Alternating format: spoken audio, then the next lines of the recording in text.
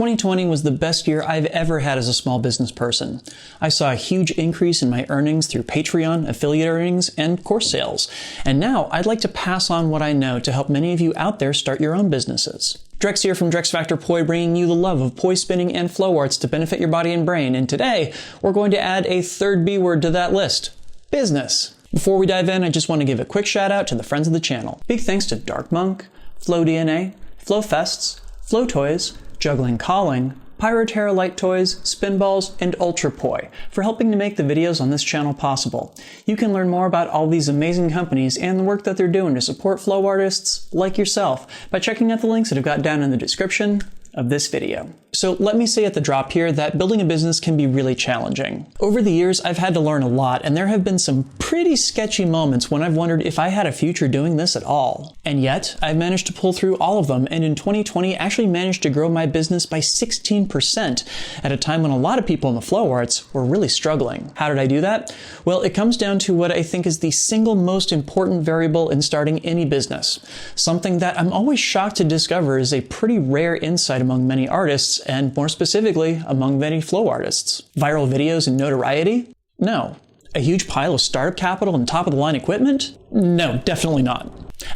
Purchasing followers and engagement on social media with cryptocurrency earnings. No, God, and please stop. It turns out the answer is a lot simpler than that. So seriously, grab a piece of paper and a pencil and write this down, because I cannot overemphasize how important it is. The answer is, you have to solve a problem for someone else. Yeah, literally. That's it. Nearly everybody that I see trying to start a business in the flow arts comes at it from a very different angle. A lot of the time, they perform or build a prop, and the attention that they get from them gives them a dopamine rush, and they'll be asked, hey, why don't you try doing this for a living? And it should be said, they've got at least one piece of the puzzle there already. They have a skill or craft that'll be important for their business, but a lot of people draw the wrong conclusion from this transaction. Namely, they see the point of it as being about themselves. Whether it's the attention or validation they get, they'll dive in hoping for more of that. And it can be a real shock the moment that gets taken away. Whether it's a video on the internet that gets nasty comments, a performance where the client wasn't happy, or the first time a prop maker gets told a person didn't like the tool that they were built. If you signed on to feel good about yourself, then when this happens, it's going to be so painful, you'll likely consider quitting. And it also usually results in another problem too, namely that people undervalue themselves and their time. After all, if the compensation you're looking for from whatever good or service you're producing is to receive validation, then really that transaction works in such a way that you're fully at the mercy of the customer or client, and to get that, any price will do. That won't be sustainable in the long run, either financially or emotionally, and this is one of the biggest reasons why I see businesses that people start in the flow arts fail. But it should be said, finding solutions for other people very frequently starts by finding solutions to your own problems, and then finding out that they apply to other people as well. Okay, so let's take a look at this from the other side of the equation. What if your purpose isn't to receive that validation, but to solve a problem for other people? Well, first up, when you receive negative feedback, it's a lot easier then to see it not as a personal attack, but as important information you need to continue to serve your customers and clients. And secondly, if you're going to solve a problem, then it's easier to set your pricing around what the cost of producing that solution really is. The focus becomes less on being afraid to hear the word no, and more on how can we get to the yes. Which, full disclosure, I'm painting with a very, very simplified brush here. There is literally no creator, prop maker, or influencer that doesn't appreciate words of affirmation, and no matter what, there's always at least a little bit of a sting to criticism. But reframing a business in this fashion helps to position these issues in an easier to digest fashion. And in a more macro sense, here are some of the other reasons why it's so important to have this perspective in starting a business. For one, if you can't define the problem that you're trying to solve, then you're going to have a really hard time getting people to sign up to give you money for it. Secondly, it'll make you figure out what makes you unique in the niche that you're occupying. Why should someone give you their time, money, or both versus someone else? Well, I mean, we can definitely have both, but you're going to have to give somebody a reason to add your name onto that list. And finally, it'll help you realize that solving that problem is now and always will be a moving target. You will never arrive at a point when it is just solved and the work is done. Each new solution gives rise to several new problems. Sometimes problems that people didn't even know that they had because the most glaring problem was covering up several smaller ones. Your job is going to be to stay on top of how the needs of your customers and clients are going to change and work to stay on top of them. So clearly, I'm talking on a very, very high conceptual level here.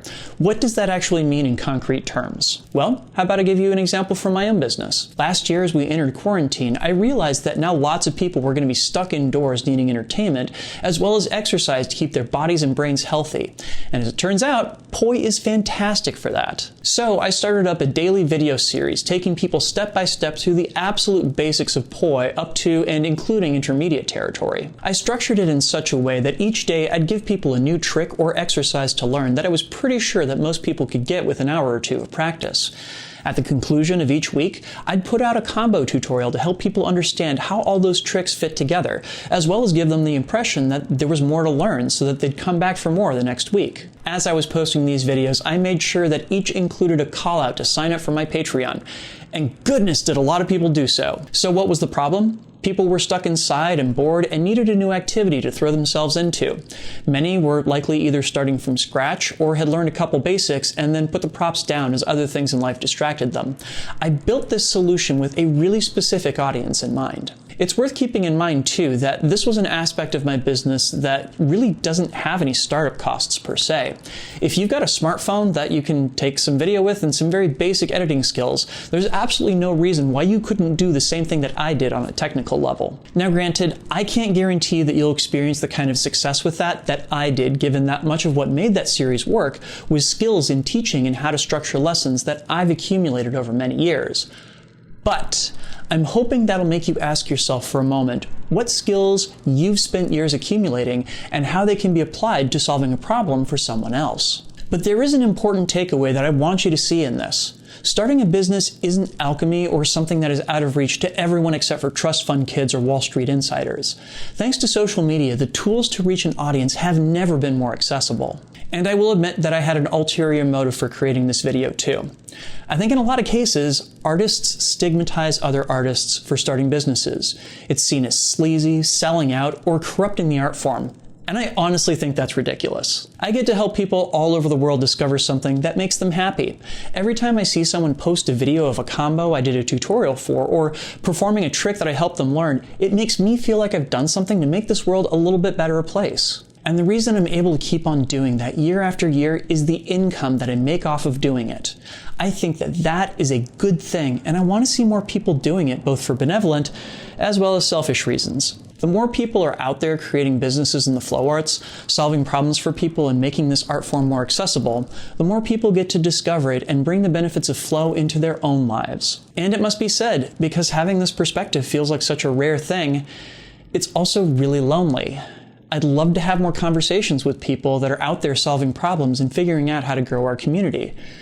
Because it makes me really, really sad how rarely that happens as of right now. But here's the thing. Making a video about how sad that experience is, despite the fact that that's where I'm at today, doesn't get as many eyeballs as solving a problem does. Like, say, telling people who want to make a living off of flow arts what's the most important thing they need to have in mind in order to do so. Funny how that works. You know, lots of people in my life have told me that starting a business was unseemly or beyond my reach. Lots of people told me that I needed more resources or that what I produced wasn't worth other people's time or energy. And I'm really glad that I didn't listen to them. And I hope you won't either. So, now go out and break some eggs. And hey, if you're interested in starting a business like the one that I have, creating content and supporting it through a Patreon, then guess what? I created a course on how to do just that. It's available over on my learning site at learn.drexfactor.com, and for a limited time, you can get it for 50% off while it's still in beta by using the code BETA at checkout. I'm actually just about to upload a new lesson to it, so go check that out. So if you got anything out of this video, please leave a like, comment, share, and subscribe to help other people find it, and of course, to help my channel grow. I also just wanted to put out a huge thank you because this video would not be possible without the kind contributions of these wonderful folks right here. These are my Flow patrons over on Patreon, and they, along with the wonderful folks listed down in the description, make this video and all the videos on my channel possible. If you'd like to help me out in my mission to bring poi spinning and flow arts to the wider world and help people learn to be creative with their bodies, you can do so by heading over to patreon.com/DrexFactorPoi and signing up. You can get early access to all of my content, a say in what topics I tackle in the future, plus some behind the scenes and extras content as well. So go check that out. Please and thank you. So here's a question. Do you like videos like this where I talk about how to start businesses in the flow arts? Would you like me to upload more videos on how I structure my income, or how to reach an audience, search engine optimization, or creating a unique brand? Let me know if you'd like videos on any of these topics or more by leaving me a comment down below. I would love to do more videos in this vein if they solve a problem for those of you out there watching. Now, try and get outside and get in some flow today, and I will see you with a new tutorial on Wednesday. Peace.